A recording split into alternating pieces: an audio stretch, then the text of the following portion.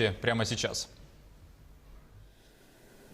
Александр Сергеевич, здравствуйте. О текущей эпидемиологической ситуации в нашей республике.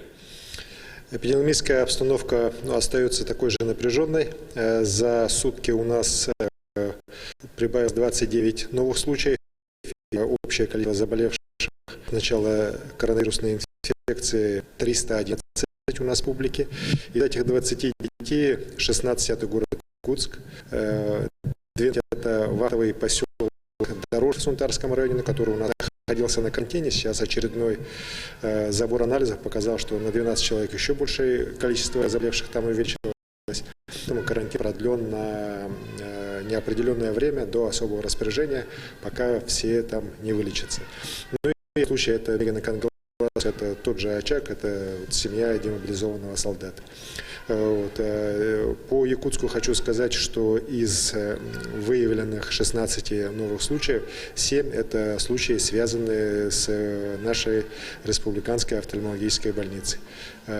Поэтому здесь мы будем принимать все меры, еще раз говорю, для того, чтобы как можно больше охват сделать по контактам, по родным, близким, всех пациентов, всех медиков, которые работают в этой больнице, для того, чтобы все-таки мы этот очаг в ближайшие дни погасили. У нас уже 56 человек, вот из этих 311 заболевших всего имеют отношение или к работникам, или к пациентам офтальмологической больницы. Что касается Чаяндинского месторождения, то здесь у нас ситуация полностью под контролем. Мы работаем в тесном взаимосвязке с руководством «Газпрома», с руководством крупнейших подрядных организаций, с оперативным штабом правительства Российской Федерации. Вот, вчера у нас первые 2 рейса с вахтовиками здоровыми, без признаков коронавируса и с отрицательными тестами уже вылетели на Уфу и уже там приземлились. Сегодня еще сейчас уже из аэропорта Талакана тоже будут сделаны 2 рейса, опять же на Башкирию, которая первая согласилась принять своих вахтовиков. Они готовы были принять даже и своих больных сограждан, но было сейчас принято решение, что в первую очередь должны быть отправлены здоровые.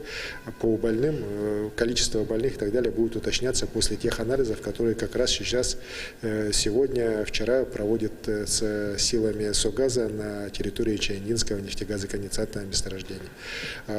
Мобильные госпитали МЧС уже развернут. Сегодня разворачивается пункт временного размещения на 125 человек. Ну и надо понимать, что этот госпиталь не для содержания большого количества людей. Он как раз будет работать как клиника диагностический для определения состояния тех или иных работников подрядных организаций «Газпрома», которые будут проходить лечение уже там на месте. Спасибо.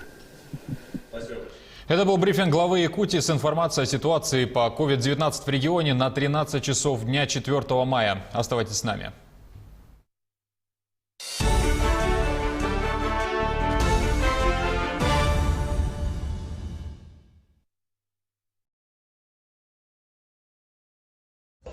Нас призывают, дома вирус переждите. А я друзьям сказать своим не побоюсь.